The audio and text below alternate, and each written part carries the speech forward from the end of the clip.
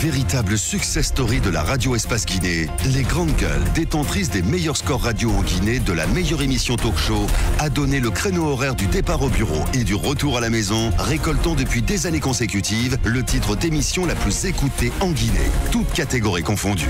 Un grand total de plus de 5 millions d'auditeurs ont été fidèles au talk show Les GG, diffusé jour après jour sur toutes les stations du réseau Adafo Média de 9h à 10h30, un exploit qui restera longtemps dans les annales de la bande FM en Guinée.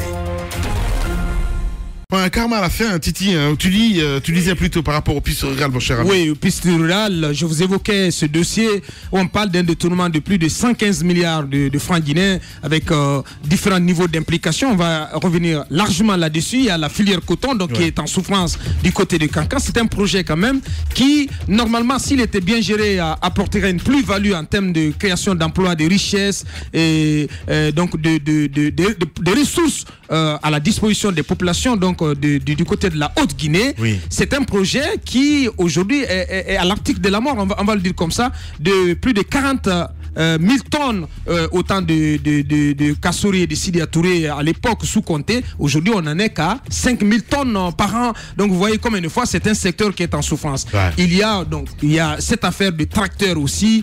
Toutes ces machines que vous voyez dispatchées sur le territoire et qui sont, on va le dire comme ça, importées au bénéfice des agriculteurs. Il y a une grosse magouille autour de ça parce que toutes ces machines sont encore une fois à la disposition d'un des acteurs clés de ce secteur. Je vais nommer le Malien Kanyassi qui est aussi un des ministres, on va dire comme ça, des ministres. Parce que ce secteur, c'est au moins 7 ministres. Ouais. 7 ministres de l'agriculture en Guinée, à commencer par le président de la République. Il est un conseiller du président sur le secteur de l'agriculture.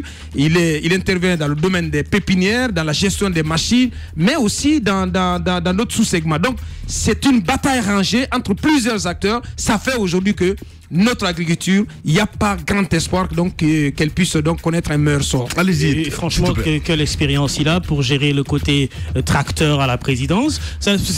Il faut aussi parler. On va aussi parler longtemps de cette saison des mines, puisque le contenu local, c'est vraiment un aspect important dans la création de l'emploi jeune du côté de Bokeh. Ce n'est pas du tout respecté. Il y a une contradiction totale entre les accords qui ont été signés entre l'État et les différentes sociétés minières qui évoluent du côté de Bokeh. Ils ont obligation de donner de l'importance au contenu local. Ce n'est pas du tout le cas. Vous avez plusieurs barons, nous allons même citer des noms, plusieurs barons de cette gouvernance qui ont des sociétés du côté de Bokeh qui font et dans le transport et même parfois dans l'exploitation minière, qui ont complètement, si vous voulez, rendu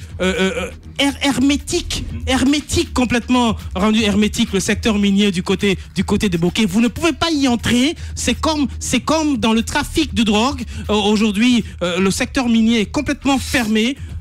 Le respect du contenu local, nous allons y revenir, c'est important. Merci beaucoup, merci à vous, merci à toute l'équipe des GG, mesdames et messieurs. On a terminé ce matin.